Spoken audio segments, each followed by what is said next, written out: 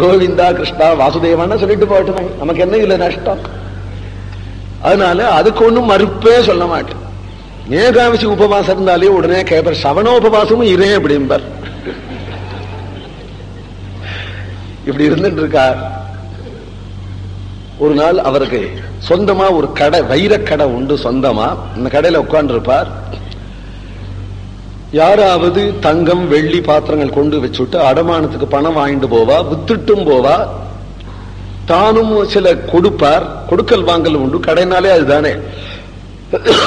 ஒரு பிராமணர் வந்தார். வாசுதேவ ஹரி, ராமகிருஷ்ண ஹரி. ஏனால் வந்ததும் வான்னு சொல்லக்கூடாது, ஏன்னா வசூலுக்கு வந்திருக்கானோ என்னவோ. அலட்சியமா உட்காந்துருக்கிறார். அவரோ கவலையே படல, வந்து ஸ்டேஜ்ல ஏறி உட்காரவே உட்கார்ந்து. இது மாதிரி வஸ்திரத்துல என்னவோ முடிஞ்சுன்னு இருக்கிறார். இவர் முடிஞ்சு வந்திருக்கிறதுல இருந்து ஏதோ வியாபாரத்துக்கு வந்திருக்கிறார். ஆத்துல ஏதோ முத்து பவழம் இருந்திருக்கும், அதை வச்சுட்டு பணம் கேட்கிறாரோ விற்கிறதுக்கு வந்திருக்கிறாரோ அப்படின்னு நினைச்சுட்டு இருக்கிறார். அவர் அவுக்கிறார் அவுக்கிறார் அவுக்கிறார் அவுக்கிறார். இவர் இப்படி பார்க்கிறார், கடைக்கண்ணால பார்க்கிறார். கடைசியில அவிச்சுட்டு மஞ்ச தடவின அக்ஷதை. இந்த அக்ஷதையில நாளை எடுத்துட்டார். வந்திருக்கிற பிராமணர், இவரும் பிராமணரா இருப்பதுனாலே பரியாத்யா அனந்தராய சர்வஸ்தோமோதி ராத்திர உத்தம் சதாய ஸ்வாகேத்யாக கையில கொடுக்கிறார். இவர் வாங்கவே இல்லை. வாங்கினால் என்ன ஆகும்னு அவருக்கு தெரியும். வாங்கி விட்டா உடனே ஒரு நோட்டை எடுப்பார். அவரே எழுதின்னு வந்திருப்பார். இவரை ஏதோ கொடுத்துட்டாக 10 ரூபாய் கொடுத்துட போறாரேன்னு அவர் 1000 ரூபாய் அல்லது 10,000 ரூபாய் போட்டு விட்டு கையை நீட்டி, உங்க பேர் போட்டிருக்கேன் கொடுங்கோங்க. இது மாதிரி ஆட்களை எத்தனை பேர் பார்த்திருக்காரு தெரியுமா? இன்னைக்கு வெள்ளிக்கிழமை கடை திறந்ததும் தராதுமா வந்துவிட்டான் ஐயா என்று நினைத்து கொண்டு அலட்சியமாயிருந்தார். இவர் பார்த்தார், சீனப்ப நாயக்கரே, நீங்க இந்த அக்ஷதியை வாங்கிங்கோ, க்ஷேமம் உண்டோ, மங்களம் உண்டோ, லாபம் உண்டோ, வாய் நீரே உன் தலையில போட்டுங்க ஐயா. என் தலையில போட்டு அக்ஷத லாபம் வரதுக்கு நீங்களே போட்டுக்கலாமே.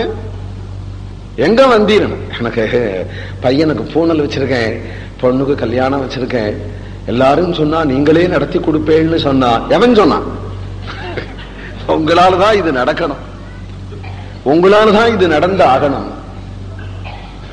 இப்பதான் கடை திறந்திருக்கேன், வெள்ளிக்கிழமை இங்க நடக்காது போம். நானே இப்பதான் வந்திருக்கேன். உங்க கிட்டக்கு வசூல் பண்ணி விட்டு வேற இடத்துல போய் அவர் கொடுத்தார் போறலேன்னு சொன்னா உங்களுக்கு அவமானம். உலகத்திலேயே ஒரு குபேரன் நீங்க தான்.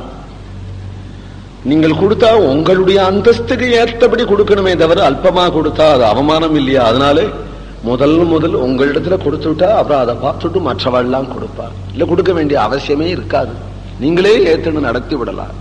இது மாதிரி எத்தனை பேர் யா கிளம்பி இருக்கிறீர்? ஒண்ணு நடக்காது போம். உட்கார்ந்துட்டார். உட்கார்ந்துருக்கார். இவரும் அவரை பார்க்கிறார், அவரும் இவரை பார்க்கிறார். மணி போயிட்டே இருக்கு, வியாபாரமே நடக்கல. இந்த வியாபாரிகளுக்கு என்ன தோணும்? இவர் வந்திருக்கிறாரே அதனாலதான் நடக்கலையோ, வந்திருக்காரே அதனாலதான் நடக்கலையோன்னு அவளுக்கு தோணும். இவர் கிளம்பி போனாலுடைய இனிமே வியாபாரம் நடக்காது. கடை திறந்ததுமே மூதேவியாட்ட வந்து உட்கார்ந்துருக்காரு. ஓய் எழுந்துரு போய்யா, இன்னைக்கு ஒருத்தர் கூட வியாபாரம் நடக்கல, அதனாலதான் என்ன சீக்கிரம் அனுப்பிச்சுடுங்கன்னு சொல்றேன்.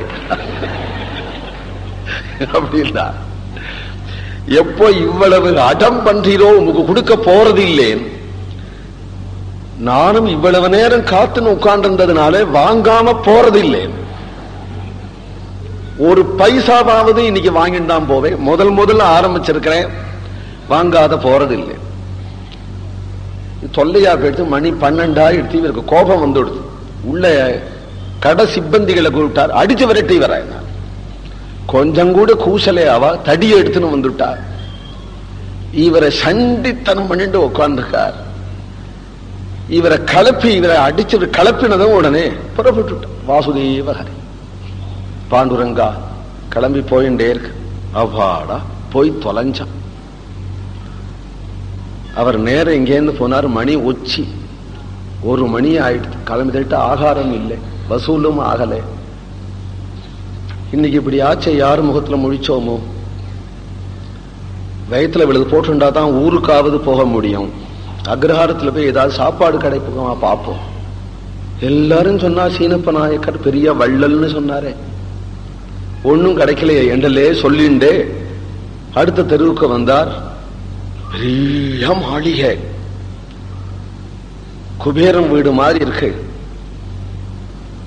ஒரு கால அதிதிகளுக்கு இங்க சத்காரம் பண்ணுவாளோ அப்படின்னு நினைச்சு அந்த வீட்டுக்குள்ள நுழையிறார் வாசுதேவ ஹரி.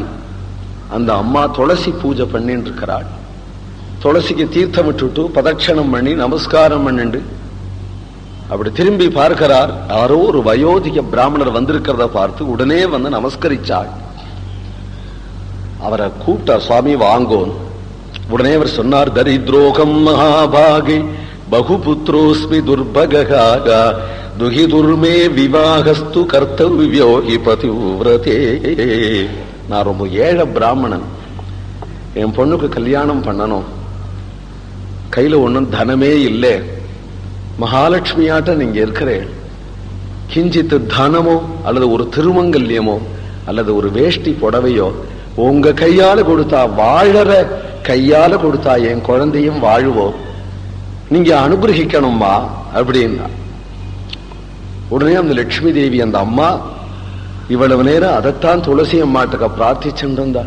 இந்த கையால என் ஜென்மாவில யாருக்கும் கொடுக்கிற பாக்கியம் வராதாங்கும் பொழுது இந்த பிராமணர் பிரார்த்திக்க உடனே பட்டுன்னு தோணித்து, நாமா தேடி ஒருத்தருக்கு போய் கொடுக்கறதுங்கிறது முடியாது, வீடு தேடி வந்திருக்கிறார், நல்ல காரியம்னு சொல்றார், நம்ம கொடுத்துருவமே, கொடுத்து விட்டு என்ன செஞ்சு விடுவார் நம்ம பர்த்தா? அடிப்பார், உதைப்பார், திட்டுவார், திட்டுட்டு பாட்டுமே, அடி உதைய நம்ம வாங்கிப்போமே, இவருக்கு உபகாரம் பண்ணுவோமே, ஒரு தைரியம் வந்துடுத்து அவளுக்கு. அப்ப கூட அவளுக்கு தோணித்து, உள்ளே இருந்து எடுத்து கொடுத்தோம்னா நாம் பண்ணி போட்டதை என்னமா கொடுத்தே அப்படின்னு கேட்பார். நம்ம பிறந்தாத்திலேருந்து போட்டுன்னு வந்திருக்கக்கூடிய வைர மூக்குத்தி இருக்கு, இது நம்ம அப்பா போட்டது தானே, இதை கழட்டி கொடுப்போம் அப்படின்னு ஒரு தைரியத்துல அந்த மூக்குத்தியை கழட்டினால், சுவாமி பசியோட வந்திருக்க சாப்பிட்டு போங்கன்னு சொல்ல வேண்டியது என்னுடைய கடமை, ஆனா எங்க ஆத்துக்காருக்கு இதெல்லாம் பிடிக்காது, நீங்க வேற எங்கேயாவது சாப்பிடுங்கோ, இதை எடுத்துட்டு போயிடுங்கோ அப்படின்னு உண்மையை சொல்லிவிட்டார். உடனே அவர் அதை வாங்கினார், சந்தோஷமாக ஆசீர்வாதம் பண்ணினார், கிளம்பிட்டு. அந்த பழி பிராமணன் பேசாம போகக்கூடாதோ. மறுபடியும் சீனப்ப நாயக்கர் கிடைக்கே இதை வச்சு வாங்கிவிட்டு பணத்தை, ஏன்னா இவ்வளவு பெரிய மூக்குத்தி, இவ்வளவு வைர மூக்குத்தியா அவ பொண்ணுக்கு போடுறாப்புல வக்கு இல்லை போல இருக்கு, கல்யாணத்துக்கு போதுமானது. சீனப்ப நாயக்கர் இவர் பார்த்தார், வந்துட்டாண்டா, இதுக்கு கலப்பின மாட்டுல வந்துட்டாண்டா. இவர் ரொம்ப வெறப்பாவே வராரு, இப்போ காலமே வந்தது மாதிரி வரல, அங்கேயே வந்தார், வெறப்பா கொண்டார், மறுபடியும் அவுக்க ஆரம்பிச்சார். வாய் ஏன் சும்மா மஞ்சள் தடவி கொண்டு வரல, அப்படித்தான் அரிசி கொண்டு வந்தேன், மஞ்சள் தடவாம கொண்டு வரத்துக்கு என்ன. இவர் எடுத்தது உடனே பளிர்னு மூக்குத்தி. ஏது இது நாயக்கரே, உலகத்துல நீதான் ஸ்ரீமானா, நீதான் தாத்தாவா, ஏனாள் கொடுவ கர்த்தருவேரே, அவரே பாடிருக்கார் புரந்தரதாசரே. ஏன்னா பாகவதாளுக்கு கொடுக்கறதுக்கு ஒரு கர்த்தா இருக்கா. பெடு பெடு சிந்தையேக, நீ வீணா கவலைய விடு அப்படின்னா தாசரே பின்னாடி பாட போறார் இந்த கீர்த்தனா.